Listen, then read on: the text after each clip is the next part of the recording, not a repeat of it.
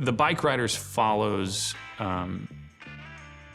the development of a Midwest motorcycle club from the late 50s, where it was a regional club just made up of friends, through the course of the 60s into the early 70s, where it grows into a proper biker gang, kind of ending up kind of destroying the original intention for a lot of the members. And the whole thing is viewed through the eyes of Kathy, who's married to one of the Bikeriders. And really, the central conflict for the characters in the Bikeriders is a love triangle between Kathy, her young husband Benny, and Johnny, the leader of the club. Both Kathy and Johnny are fighting over Benny. Johnny wants Benny to run the club. Kathy wants Benny to stay alive and possibly be out of it. Way back in 2003, I walked into my brother's apartment in Memphis, and I saw this book sitting on the floor. It had a bright red stripe on the bottom with white lettering, simple, that said the Bikeriders.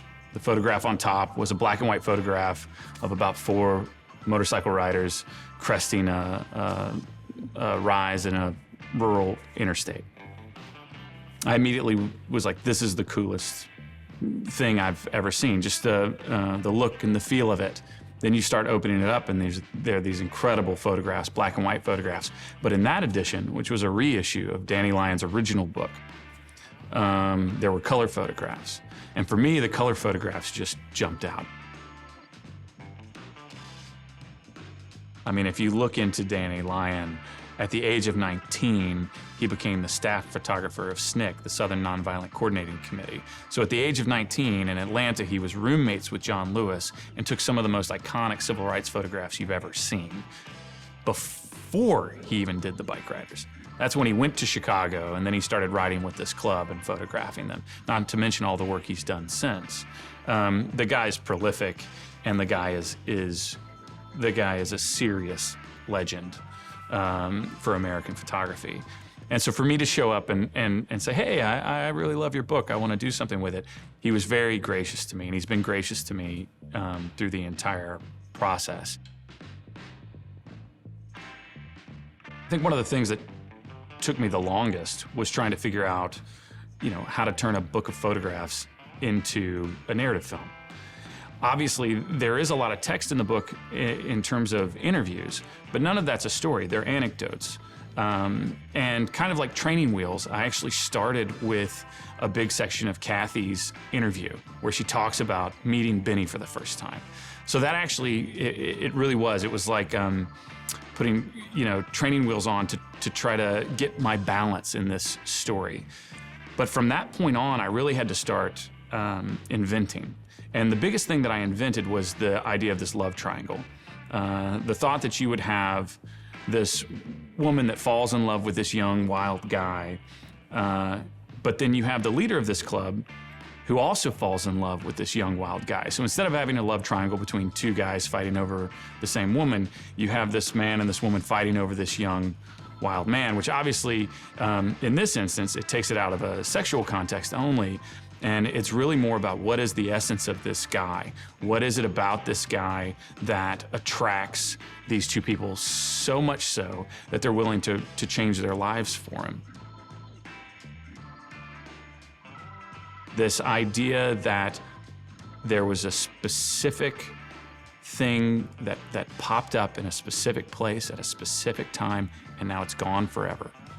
That felt beautiful to me. It felt a little sad, but certainly nostalgic.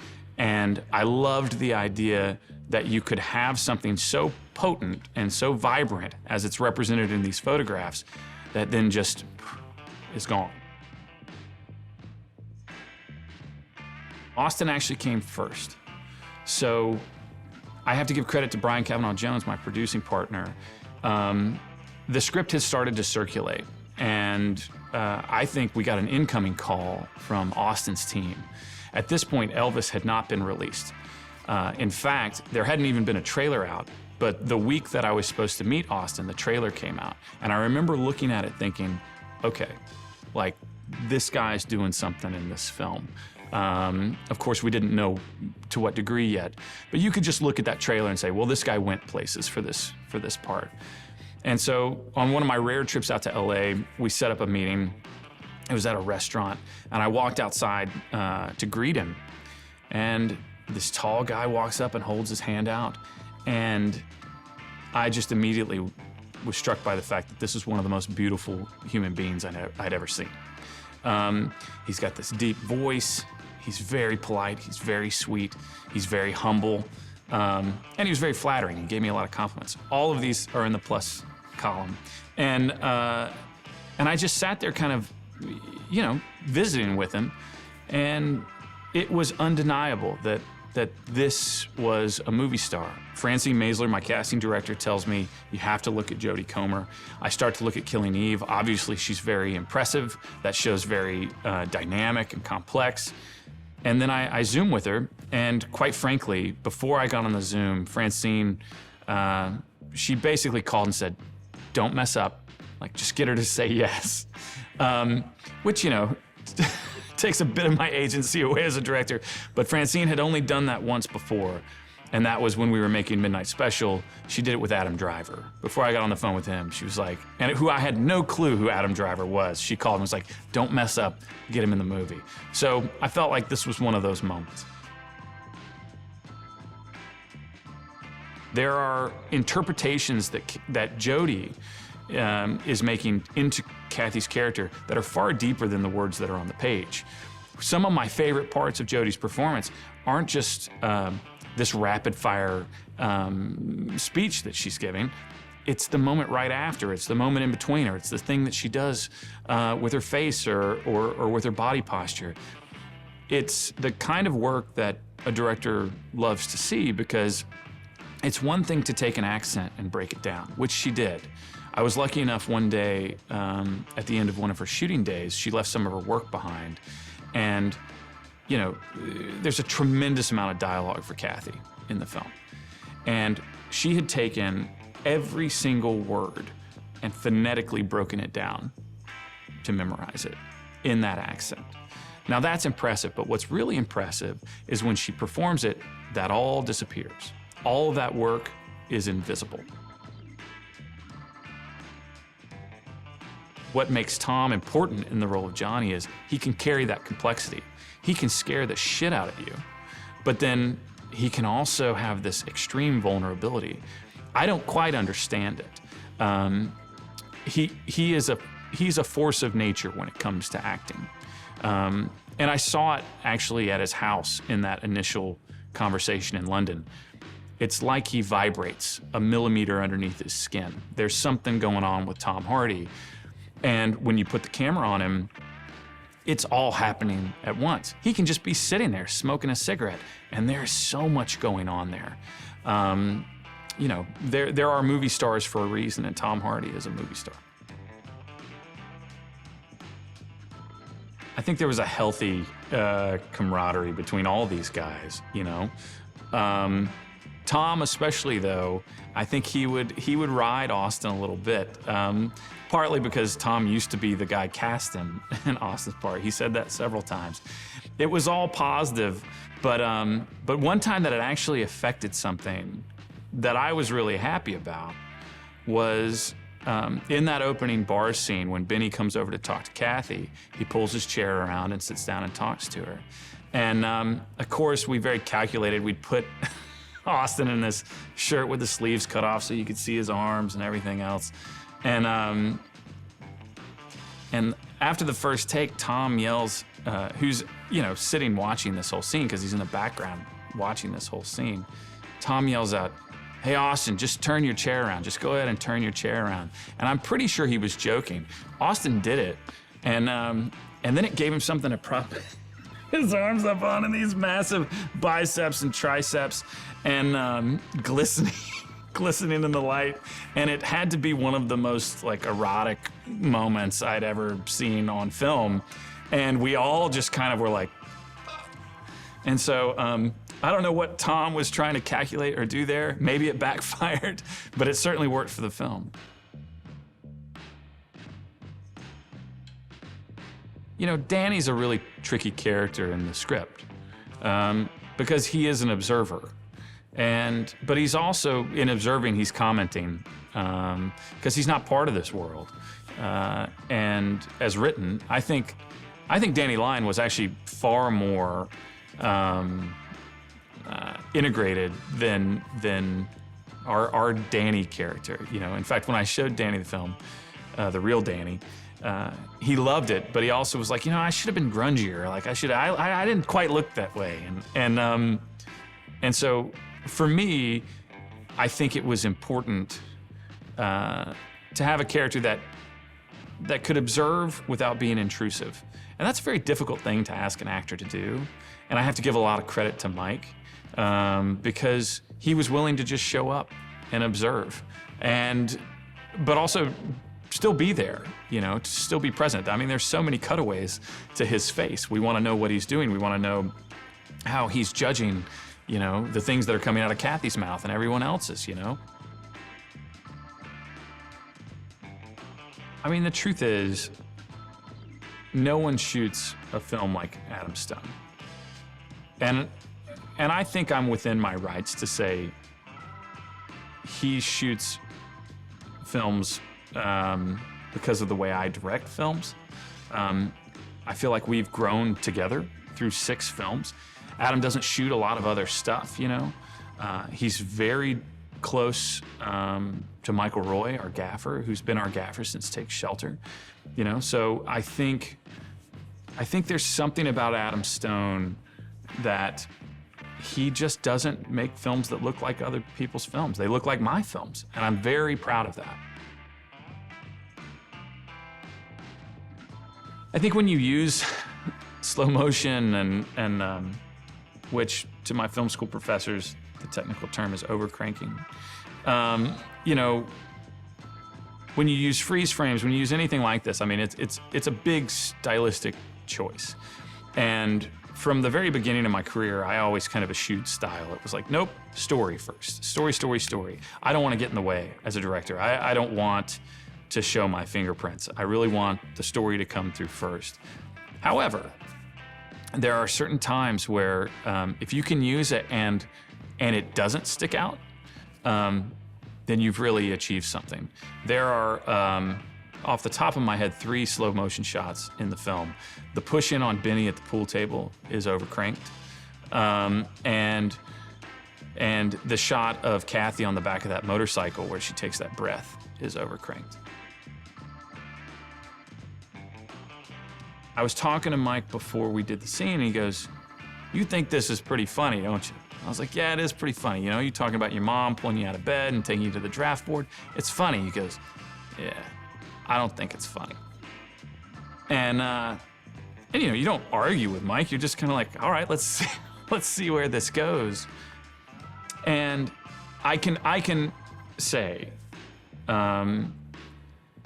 that scene is vastly more complex because of the way that Mike Shannon delivered that monologue. Yes, it does start off, and yes, he's funny, and everybody's laughing.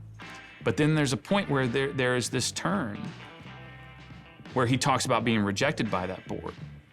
And I didn't see that part as funny, but I certainly didn't see it as the underpinning for the psychology of this entire subculture, which is what Michael Shannon provided. At some point, he turns and says, "We don't want you. You're an undesirable character. We don't want you." And then, because you have these amazing other actors listening, you've got Damon Harriman dropping his eyes. You got Boyd Holbrook pulling his head like this.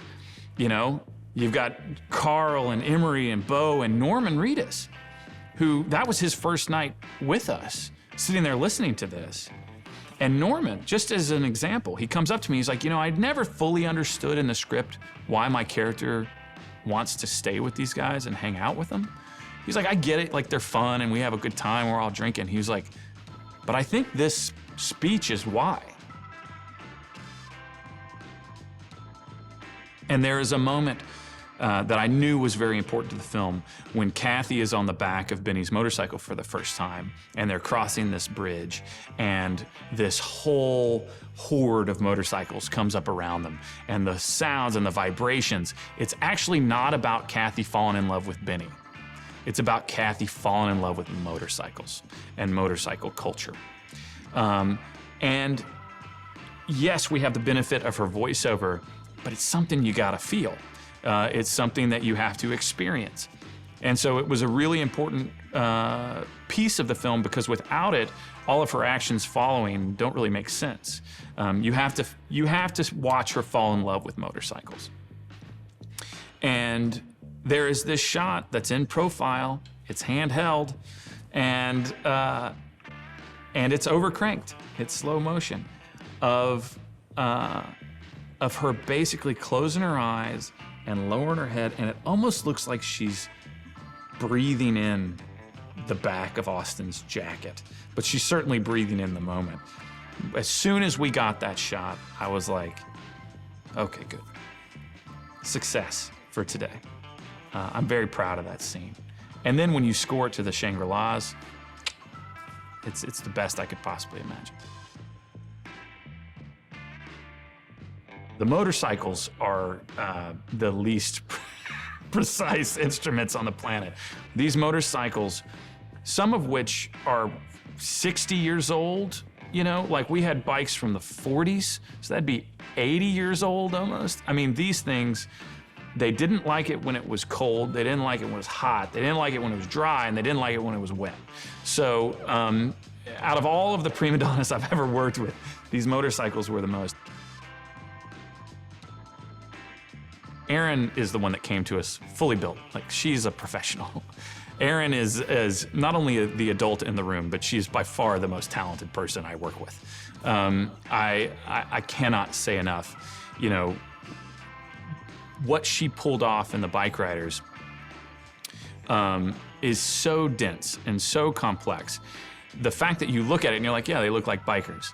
I think that is a gross misunderstanding of what she had to do in terms of getting period-correct clothing, aging, weathering, adding dirt, grease, patches. I mean, they sewed patches onto all those jackets. The amount of effort that went in to not just making the clothes, but then making the right clothes. If I, as a director, had to hold someone's hand and walk them through all of the photographs and say, this is what I need, and this isn't right, and that's not right, we would have been dead in the water. And Erin, again, she not only achieves what's necessary, she goes above and beyond. And when you start talking about, we had scenes with hundreds of period-correct extras. The amount that she pulled off in the time with the budget given is extraordinary. She is, I think she's one of the reasons the Bikeriders feels as authentic as it does. As for Chad Keith and the production design, you know, it's just so incredible to watch people that you've worked with for a really long time, friends that you've had for a really long time, just work at such a pro level, you know? Like, this is the NFL, this is the NBA. Like, we're not messing around anymore. And to see these people that you knew way younger in life achieve that level and perform at that level is really exciting. And, you know, you walk into the Stoplight Bar, that's kind of the Vandals' hideout, clubhouse. And we took a storefront that had been a kind of a part-time church, I think, with purple carpet and pews, and we transformed it into the Stoplight. You know, just using that as an example of the amount of work and the amount of detail that went into these sets, you know, they took a period-correct linoleum pattern and had it printed so that they could lay it down over the flooring. We took numerous examples of glass block and built an entire glass block wall because of one photograph that Danny had given us of the original Stoplight.